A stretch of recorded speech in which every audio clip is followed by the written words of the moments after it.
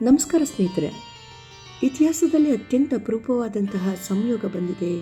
ಶ್ರಾವಣ ಮಾಸದ ಪವಿತ್ರ ಸೋಮವಾರದಂದೇ ಮಹಾಶಕ್ತಿಶಾಲಿ ನಾಗಪಂಚಮಿ ಬಂದಿದೆ. ಈ ದಿನ ಶಿವನ ಆರಾಧನೆ ಮತ್ತು ನಾಗದೇವತೆಯ ಪೂಜೆ ಮಾಡುವುದರಿಂದ ಜಾತಕದಲ್ಲಿರುವಂತಹ ಸರ್ಪದೋಷ, ಕಾಲಸರ್ಪ ಮತ್ತು ನಾನಾ ತೊಂದರೆಗಳು ನಿವಾರಣೆಯಾಗುತ್ತವೆ.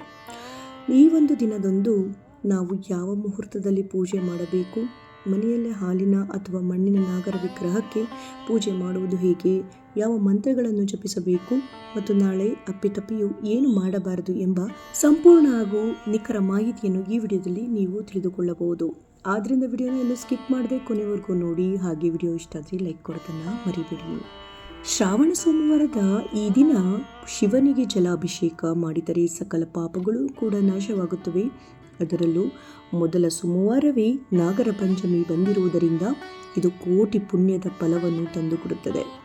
ನಮ್ಮ ಧರ್ಮಗ್ರಂಥಗಳ ಪ್ರಕಾರ ಕಶ್ಯಪ ಮುತ್ಪತ್ನಿಯಾದ ಕುದ್ರುವಿನ ಮಕ್ಕಳಾದ ಅನಂತ, ವಾಸುಕಿ, ತಕ್ಷಕ, ಕಾರ್ಕೋಟಕ ಮುಂತಾದ ನಾಗದೇವತೆಗಳನ್ನು ಈ ದಿನ ಪೂಜಿಸಲಾಗುತ್ತದೆ. ಯಾರ ಜಾತಕದಲ್ಲಿ ರಾಹು ಕೇತು ದೋಷವಿದೆಯೋ ಅಥವಾ ಸರ್ಪದೋಷದಿಂದ ಮದುವೆ ತಡವಾಗುತ್ತಿದೆಯೋ, ಮಕ್ಕಳಾಗುತ್ತಿಲ್ಲವೋ ಅಥವಾ ಜೀವನದಲ್ಲಿ ಅಚಾನಕ್ ಕಷ್ಟಗಳು ಬರುತ್ತಿವೆಯೋ ಅಂಥವರು ನಾಳೆ ನಾಗದೇವರಿಗೆ ಶಿವನಿಗೆ ನೈವೇದ್ಯ ಮಾಡಿ ಪೂಜಿಸುವುದರಿಂದ ಸಕಲ ದೋಷಗಳಿಂದ ಮುಕ್ತಿ ಸಿಗುತ್ತದೆ ಎಂದು ಶಾಸ್ತ್ರಗಳು ಹೇಳುತ್ತವೆ. ಯಾವುದೇ ಪೂಜೆಯನ್ನು ಸರಿಯಾದ ಮುಹೂರ್ತದಲ್ಲಿ ಮಾಡುವುದರಿಂದ ಅದರ ಫಲ ಸಂಪೂರ್ಣವಾಗಿ ಲಭಿಸುತ್ತದೆ.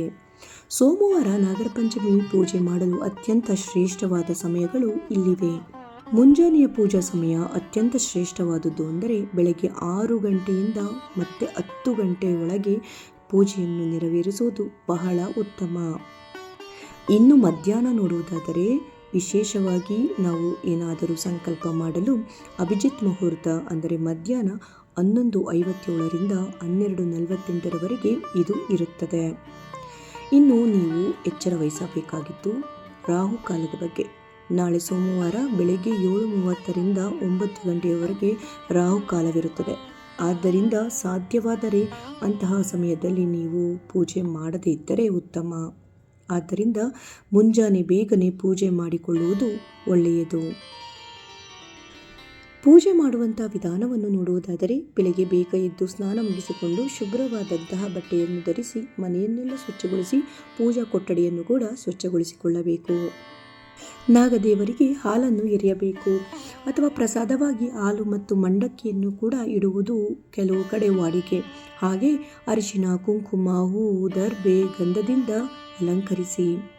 ಪದ್ಧತಿಯ ಪ್ರಕಾರ ಏನೆಲ್ಲ ನೈವೇದ್ಯವನ್ನು ಇಟ್ಟು ಪೂಜೆ ಮಾಡುತ್ತಾ ಬಂದಿದ್ದೀರೋ ಹಾಗೆ ಪೂಜೆಯನ್ನು ಮಾಡಿ. ಹಾಗೆ ಶಿವನ ಒಂದು ದೇವಸ್ಥಾನಕ್ಕೆ ತೆರಳಿ ಬರುವುದು, ನಾಗ ದೇವಸ್ಥಾನಕ್ಕೆ ತೆರಳಿ ಹಾಲು ಎರೆದು ಪೂಜೆ ಮಾಡಿ ಬರುವುದು ಕೂಡ ತುಂಬ ಒಳ್ಳೆಯದು. ಪೂಜೆ ಮಾಡುವಾಗ ನಾಗದೇವತಾ ಮಂತ್ರವನ್ನು ಜಪಿಸುವುದು ತುಂಬ ಉತ್ತಮ. ಇದರಿಂದ ಶೀಘ್ರ ಫಲ ದೊರಕುತ್ತದೆ. ಆ ಮಂತ್ರವನ್ನು ಹೇಳುತ್ತೇನೆ. ನೀವು ಕೂಡ ಕನಿಷ್ಠ 21 ಬಾರಿ ಅಥವಾ 108 ಬಾರಿ ಜಪಿಸಬಹುದು, ಅಥವಾ ನಿಮಗೆ ಎಷ್ಟು ಸಾಧ್ಯವೋ ಅಷ್ಟು ಬಾರಿ ಜಪಿಸಿ. ಮೊದಲು ಶಿವನ ಪಂಚಾಕ್ಷರಿ ಮಂತ್ರವನ್ನು ಜಪಿಸುತ್ತಾ ನಾಗದೇವತಾ ಮಂತ್ರವನ್ನು ಜಪಿಸೋಣ. ಓಂ ನಮಃ ಶಿವಾಯ. ಅನಂತಂ ವಾಸುಕಿಂ ಶೇಷಂ ಪದ್ಮನಾಭಂ ಚ ಚಂಬಲಂ ತಕ್ಷಕಂ ಕಾರ್ಕೋಟಕಂ ಚೈವ ನಾಗಾನಾಂ ಪ್ರಮದಾಮ್ಯಹಂ. ಮತ್ತೊಮ್ಮೆ ಕೇಳೋಣ. ಓಂ ನಮಃ ಶಿವಾಯ.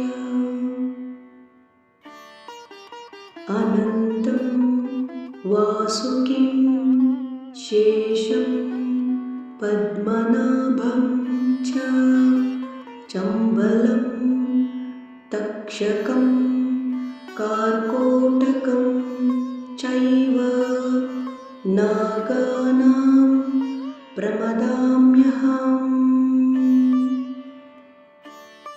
ಈ ಮಂತ್ರವನ್ನು ಭಕ್ತಿಯಿಂದ ಪಠಿಸುವುದರಿಂದ ಶಿವನ ಜೊತೆಗೆ ನಾಗದೇವತೆಯ ಕೃಪೆಗೆ ನಾವು ಪಾತ್ರರಾಗಬಹುದು.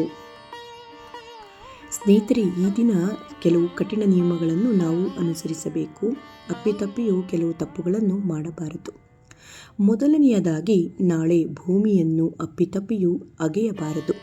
ಕೃಷಿ ಕೆಲಸ, ಗಿಡ ನೆಡುವುದು ಇತ್ಯಾದಿಯನ್ನು ಮಾಡಬಾರದು. ಏಕೆಂದರೆ ಭೂಮಿ ತಾಯಿಯ ಗರ್ಭದಲ್ಲಿ ನಾಗದೇವತೆಗಳು ವಾಸಿಸುತ್ತಾರೆ ಎಂಬ ನಂಬಿಕೆ ಇದೆ. ಆದ್ದರಿಂದ ಭೂಮಿಯನ್ನು ಅಗೆದರೆ ನಾಗಗಳಿಗೂ ನೋವಾಗುತ್ತದೆ ಎಂಬ ಶಾಸ್ತ್ರದ ನಂಬಿಕೆ. ಇನ್ನು ಮನೆಗಳಲ್ಲಿ ಸೂಜಿ ಅಥವಾ ಹರಿತವಾದ ವಸ್ತುಗಳನ್ನು ಹೆಚ್ಚಾಗಿ ಬಳಸದೇ ಇರುವುದೇ ಒಳ್ಳೆಯದು. ಸೂಜಿಗೆ ದಾರ ಪೋಣಿಸುವುದು, ಚಾಕು ಕತ್ತಿಗಳಿಂದ ಅಥವಾ ಏನಾದರೂ ಕತ್ತರಿಸುವುದಾಗಲಿ ಇದು ನಾಗದೇವತೆಗಳಿಗೆ ನೋವುಂಟು ಮಾಡುತ್ತದೆ ಎಂಬ ನಂಬಿಕೆ. ಹಾಗೆ ಹಸಿರು ಮರ, ಗಿಡ ಅಥವಾ ಕೊಂಬೆಗಳನ್ನು ಕತ್ತರಿಸುವುದು ಮಾಡಲೇಬೇಡಿ. ಪ್ರಾಣಿ ಹಿಂಸೆಯನ್ನು ಕೂಡ ಮಾಡಬಾರದು. ಹಾಗೆ ಮನೆಯಲ್ಲಿ ಜಗಳವಾಡಬಾರದು. ನಿಮಗೆ ಸಾಧ್ಯವಾದರೆ ಬಡವರಿಗೆ ಅನ್ನದಾನ ಮಾಡುವುದು ಅಥವಾ ಪ್ರಾಣಿ ಪಕ್ಷಿಗಳಿಗೂ ಕೂಡ ಆಹಾರ ನೀಡುವುದು ಒಳ್ಳೆಯದು.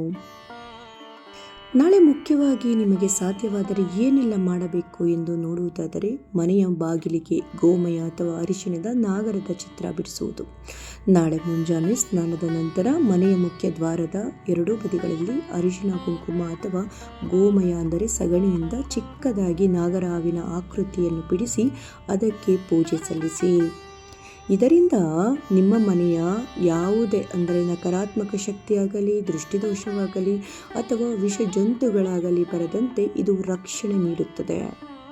ನಾಳೆ ಸೋಮವಾರ ಆಗಿರುವುದರಿಂದ ಶಿವನಿಗೆ ಬಿಲ್ವಪತ್ರೆ ಮತ್ತು ಜಲಾಭಿಷೇಕ ಮಾಡಿಸುವುದು ಕೂಡ ಒಳ್ಳೆಯದು. ನಾಳೆ ಶ್ರಾವಣ ಸೋಮವಾರವೂ ಆಗಿರುವುದರಿಂದ ಕೇವಲ ನಾಗರ ಪೂಜೆ ಮಾತ್ರವಲ್ಲ, ಶಿವಲಿಂಗಕ್ಕೆ ಕನಿಷ್ಠ 3 ಬಿಲ್ವಪತ್ರೆಗಳನ್ನು ಅರ್ಪಿಸಿ ಜಲಾಭಿಷೇಕ ಮಾಡಿ. ಇದು ಸರ್ಪದೋಷ ಮತ್ತು ಪಿತೃದೋಷ ಎರಡನ್ನೂ ಕೂಡ ಇದು ನಿವಾರಣೆ ಮಾಡುತ್ತದೆ. ಸ್ನೇಹಿತರೆ, ಕೊನೆಯದಾಗಿ ಒಂದು ಮಹತ್ವದ ವಿಷಯ. ನಾಳೆ ನಾಗರ ಪಂಚಮಿಯ ದಿನ ನಿಮ್ಮ ಕಣ್ಣಿಗೆ ಎಲ್ಲಾದರೂ ನಿಜವಾದ ಹಾವು ಅಥವಾ ನಾಗರ ಹಾವು ಕಾಣಿಸಿಕೊಂಡರೆ ದಯವಿಟ್ಟು ಅದಕ್ಕೆ ತೊಂದರೆ ಕೊಡಬೇಡಿ, ಹೊಡೆಯಬೇಡಿ. ದೂರದಿಂದಲೇ ಮನಸ್ಸಿನಲ್ಲಿ ಓಂ ನಮಃ ಶಿವಾಯ ಅಥವಾ ಓಂ ನಾಗದೇವತೆ ನಮಃ ಎಂದು ಹೇಳಿಕೊಂಡು ಪ್ರಾರ್ಥನೆ ಮಾಡಿಕೊಂಡು ಅದಕ್ಕೆ ದಾರಿ ಮಾಡಿಕೊಡಿ. ಒಂದು ವೇಳೆ ಹಾವು ಜನವಸತಿ ಪ್ರದೇಶಕ್ಕೆ ಬಂದರೆ ತಕ್ಷಣ ಉರುಗ ರಕ್ಷಕರಿಗೆ ಕರೆ ಮಾಡಿ ಪ್ರಾಣಿ ದಯೆ ತೋರಿಸಿ. ಜೀವಂತ ನಾಗನನ್ನು ರಕ್ಷಿಸುವುದೇ ನಾಳಿನ ದಿನ ನೀವು ಶಿವನಿಗೆ ಕೊಡುವಂತಹ ಅತಿ ದೊಡ್ಡ ಕಾಣಿಕೆಯಾಗಿರುತ್ತದೆ, ಅವನಿಗೆ ಸಲ್ಲಿಸುವಂತಹ ಪ್ರಾರ್ಥನೆಯಾಗಿರುತ್ತದೆ. ನಾಳೆ ನಾವು ನಾಗರ ಪಂಚಮಿ ಮತ್ತು ಶಿವನ ಪೂಜೆಯ ಜೊತೆಗೆ ಪ್ರಕೃತಿಯನ್ನು ಕೂಡ ಕಾಪಾಡಿಕೊಳ್ಳುವುದು, ರಕ್ಷಿಸುವುದು ಅತ್ಯಂತ ಒಳ್ಳೆಯ ಕೆಲಸ. ಈ ಒಂದು ಪರಿಸರವನ್ನು ನಾವು ಕಾಪಾಡಿಕೊಂಡರೆ ಆ ಶಿವನು ಕೂಡ ಮೆಚ್ಚುತ್ತಾನೆ. ಆದ್ದರಿಂದ ನಮ್ಮ ಪರಿಸರವನ್ನು ಹಾಳು ಮಾಡದಂತೆ ನಾವು ನಾಗರ ಪಂಚಮಿಯನ್ನು ಆಚರಿಸೋಣ. ಶಿವ ಹಾಗೂ ನಾಗದೇವತೆಯ ಕೃಪೆ ನಿಮ್ಮ ಹಾಗೂ ನಿಮ್ಮ ಕುಟುಂಬದ ಮೇಲಿರಲಿ.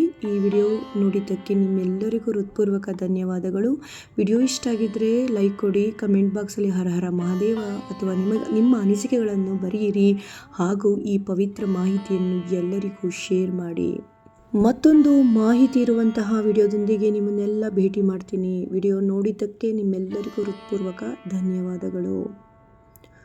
ಓಂ ನಮಃ ಶಿವಾಯ. ಓಂ ನಾಗದೇವಾಯ